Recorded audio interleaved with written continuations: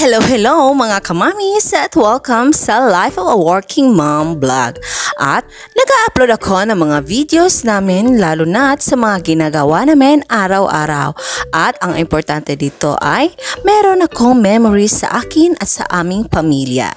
Ngayong araw na ito ay October 16, 2024, araw ng Huwebes. Parte na sa aking ginagawa ay ang maagang gumising para maghanda ng almusal namin at magluto ng pagkain para sa aking mga anak. At ito na nga ang labas sa aming bahay sa oras na ito na mga 5 AM. Naka-duty kasi ang aking asawa ngayon at kami lang tatlo ng aking dalawang anak ang natulog dito sa aming bahay. At ito na nga, nilinis ko na ang paglagyan ng bigas at pagkatapos ay doon sa rice cooker ko ilalagay para maluto ang kanin. Tayong mga mommies na walang katulong sa ating bahay ang maagang gumigising araw-araw para ihanda ang mga pagkain natin para sa almusal at kainin ng ating mga anak dahil papasok pa ito sa paaralan. Nakasalalay kasi sa atin ang paghanda ng maaga ng almusal para maaga ding makakain ang ating anak at makapasok ng maaga sa kanilang paaralan. At ito na nga, uminom na nga ako ng aking warm water. 2 baso nga ang iniinom ko pagkagising ko sa umaga. Noong una, hindi ko pa kaya maubos ang 2 baso. Pero, pag nakasanayan mo na, ay makakaya mo nang inumin ang 2 basong warm water. Inihanda ko na rin ang oats para kainin ko after ko maligo. Yes, mga kamamis, kumakain ako ng oats para hindi magka-constipate ang aking tiyan pagkatapos kong maligo. Kinuha ko na rin ang karne galing sa ref at lagyan ng tubig para mawala ang ice nito. Isasahog ko ito sa munggo na aking lulutuin. Nilagay ko na nga ang munggo para pakuluan ito sa mainit na tubig at pagkatapos ay lulutuin. Sino ba ang mga kamamis dyan na nakaka-relate na mahilig ding magluto ng munggo at pinapakain sa kanilang mga anak? Ako noon, nung nagbuntis pa ako, sa 2 kong mga anak ay mahilig akong kumain ng munggo at mga gulay para maraming nutrients ang baby kong dinadala sa loob ng aking sinapupunan. Nilagyan ko na nga ng tubig ang munggo at pagkatapos nito ay ilalagay ko sa aming gas stove para pakuluan. Pagkatapos ko nang nailagay ang munggo sa gas stove ay use ko na rin ang bintana namin para makapasok ang preskong hangin dito sa loob ng aming bahay. Ito na nga at ang pangalawang bintana ko naman ang inayos ko. Pagkatapos ito ay magwawalis naman ako dito sa aming sahig. Sinimulan ko nang maglinis sa aming sala at naglagay na nga ako ng tela sa aking ilong para protection sa mga alikabok at ang anak kong si Renz ay maagang gumising at lumipat dito sa sofa namin para matulog ulit. Kaya pinabayaan ko na lang siya. Gigisingin ko na lang siya mamaya pag ready na ang mainit na tubig para ilagay sa kanyang paliguan. Tama nga mga kamamis ang inyong narinig. Nilalagyan ko ng mainit na tubig ang paliguan ng aking anak na si Renz dahil dito sa aming probinsya ay malamig ang tubig lalo na't pag maaga kang gumigising at maliligo. Kasi nagre-request kasi ang anak kong si Renz na lagyan ng mainit na tubig ang kanyang paliguan para hindi siya lamigin. Nakatapos na nga akong maglinis sa aming sala at andito na naman ako sa labas para linisin ang aming labas dahil marami na namang balahibo ng aming aso ang kailangang linisin dito. Bago ako maligo mga mommies ay kinunan ko muna ng video ang labas ng aming bahay at ito na nga ang palibot ng aming bahay, may kaunting fog o parang little bagyo. Minsan nga ay makapal ang hamog dito sa aming lugar, lalo na't palaging umuulan ay makapal talaga ang hamog at magandang tingnan ang paligid. Pagkatapos ko ng maligo mga mamis ay ginising ko na ang anak kong si Renz para siya naman ang maligo at maghanda na para pumasok. At ito na nga, tiningnan pa ako ng aking anak. Dahan-dahan na nga siyang bumangon at pati na rin si Rayray ay lumipat dito para humiga sa sofa. Pagkatapos ko nahihatid si Renz sa aming CR ay naghanda na rin ako para lutuin ang itlog para pakuluan ito at isa ito sa aming magiging ulam sa aming almusal ngayong umaga na ito.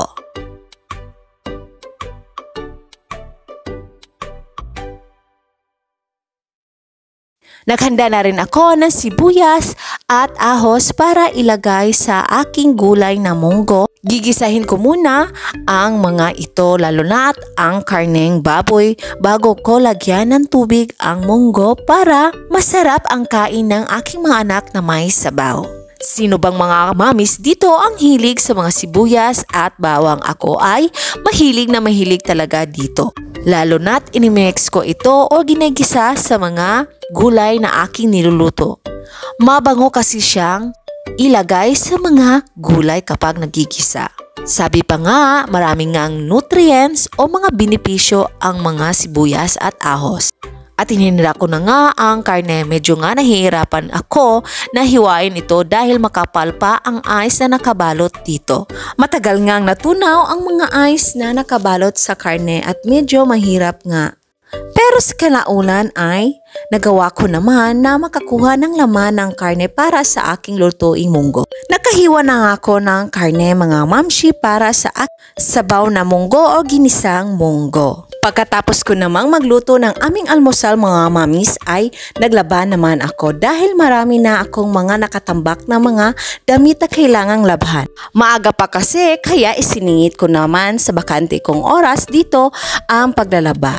Dito nga ako naglalaba mga mamis. Dito nakapalibot ang maraming mga tanim sa aming kapaligiran. Maganda nga ang view dahil nakasinag nga ang araw dito sa aming bahay. At may malaki ding bayabas na sanga ang nakatubo dito o nakatanim sa aming. Nakabunga na nga ito ng maraming noong isang buwan at nakakain kami ng aming pamilya. Yon nga ang first time nga nakabunga ng marami ang bayabas na ito. Sino nga ang mga mamis dyan ang nakaka-relate sa akin kapag may bakanting oras pa ay sinisingit ang paglalaba at minamadali ito. Ganito nga talaga ang buhay natin mga working mom na walang katulong sa ating bahay. Minamadali ang mga gawaing bahay dahil mabilis ang oras lang sa atin. Nakatapos na nga akong maglaba mga mamis at nilagyan ko na nga ng lotion si Renz dahil tapos na nga itong naligo. At si Rayray naman sa gilid ay gumising na at sinabihan ko na rin na maghanda para siya na rin ang sumunod na maligo para makapag-almusal na din siya pagkatapos niyang maligo. Isinampay ko na din mga mamis ang mga damit na natapos kong labhan. Dito ko nga sinasampay ang mga damit na nilalabhan namin. Tamang-tama nga ang posisyon nito sa sikat ng araw kaya madaling matuyo ang mga damit namin na nalabhan pagkatapos dito isampay.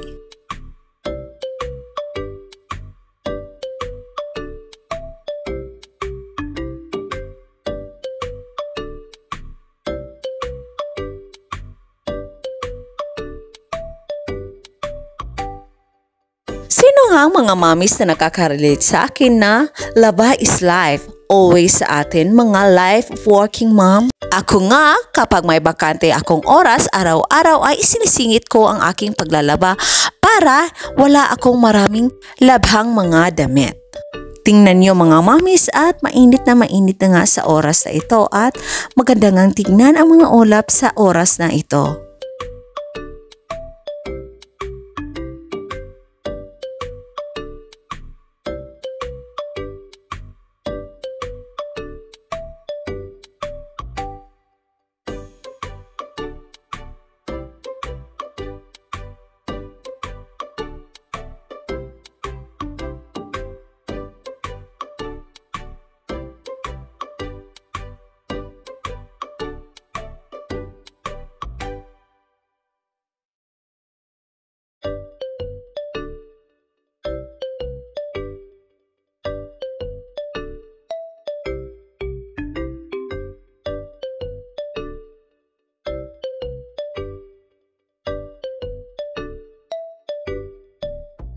Isinunod ko ding isinampay mga mamis ang mga puti naming mga damit.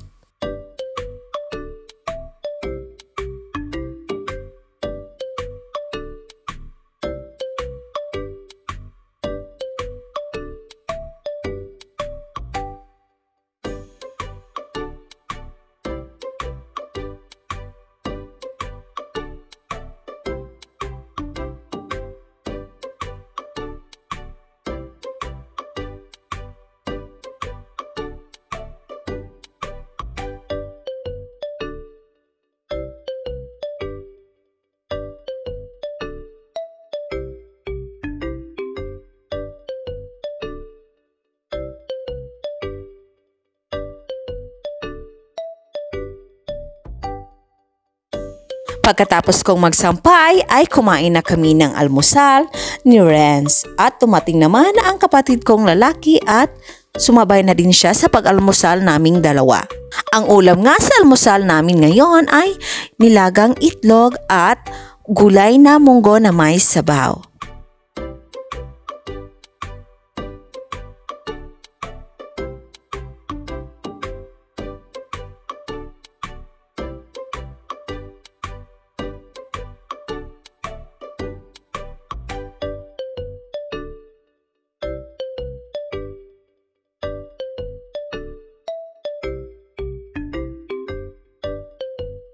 Pagkatapos ko nang mag-almusal ay inihanda ko na rin ang gatas ng aking anak na si Renz para pagkatapos niyang kumain ay iinumin niya ito. Habang nagtitimpla ako ng gatas ni Renz ay nag-uusap naman kami ng aking kapatid. Pagkatapos ko magtimpla sa gatas ni Renz ay sinunod ko din ang gatas ni Rai Rai. Nagkatapos na nga maligo si Rai Rai at nakabihis na ng maayos at pinapakain ko na siya ng almusal at nilagyan ko na rin siya ng lotion. Pareha nga kaming dalawa, hindi pa nakapagsuklay sa aming mga buhok. Basta pa kasi ang aming mga buhok kaya hindi ko pa ito sinuklayan.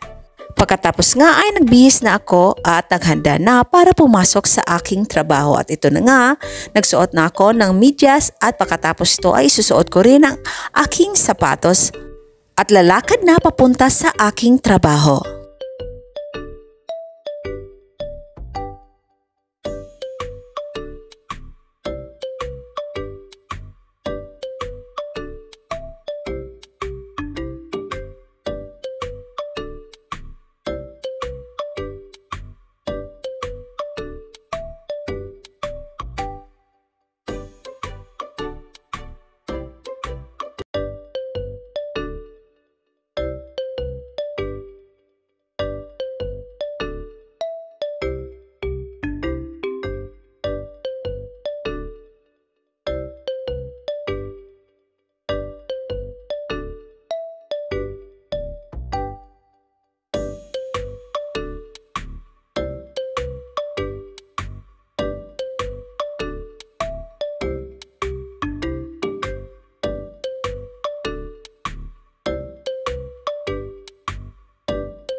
Paglabas ko sa aming bahay, ito na nga ang haring araw at mainit na nga. At ito na nga si Rai Rai una nang naglakad sa akin. Habang ako ay nag-video papunta sa aming motor kung saan ito nakaparking sa parking area ni Papa. Tingnan nyo mga mami sa ang ganda nga ng ulap. At maaliwalas ang kapaligiran.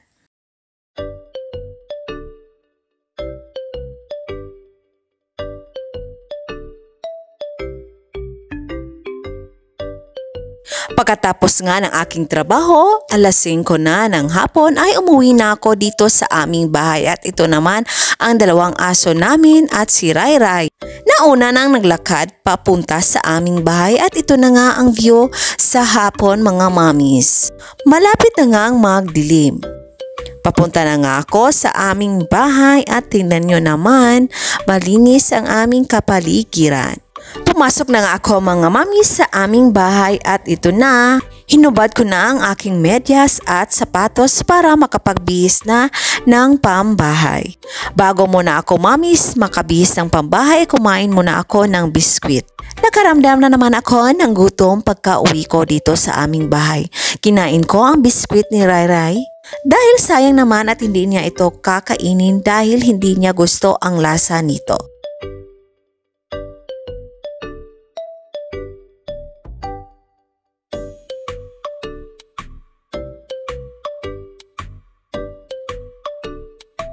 May dala din akong lansones na nabili sa aking kasamahan at ito na nga, hinanda ko na ang bigas para makapagluto na ako ng kanin sa rice cooker at nilinis ko muna ito ng tubig. Nilinisan, ng tubig.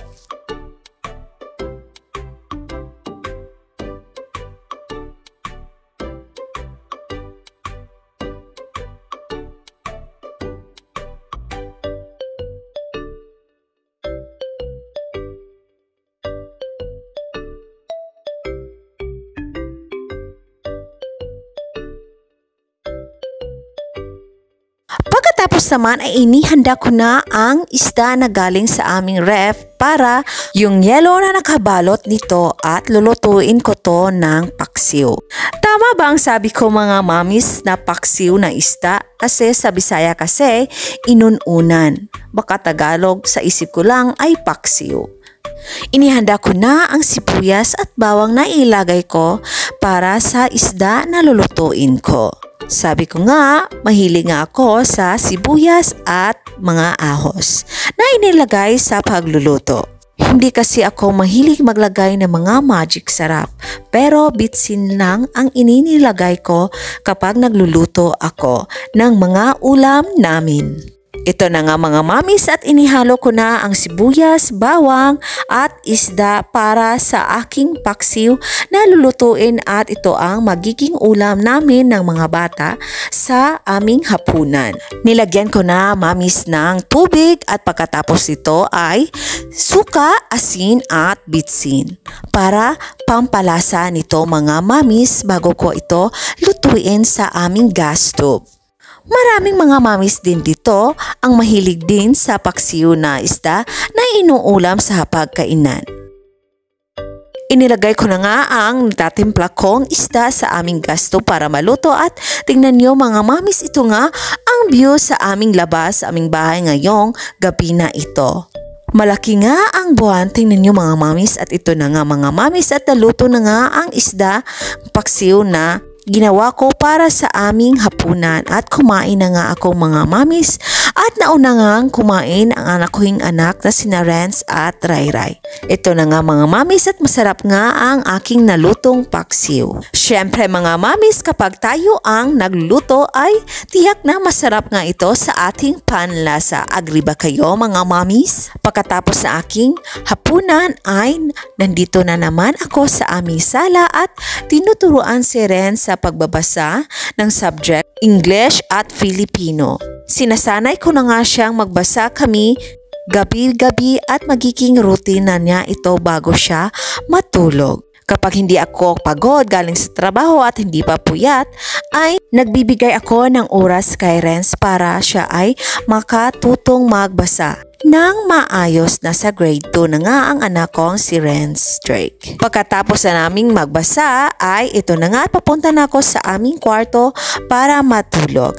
At mga mamis, thank you sa panonood sa aking video sa araw na ito at maraming mga mamis, life of a working mom ang nakaka-relate talaga sa akin. Good night at see you sa aking susunod na mga videos. Good night!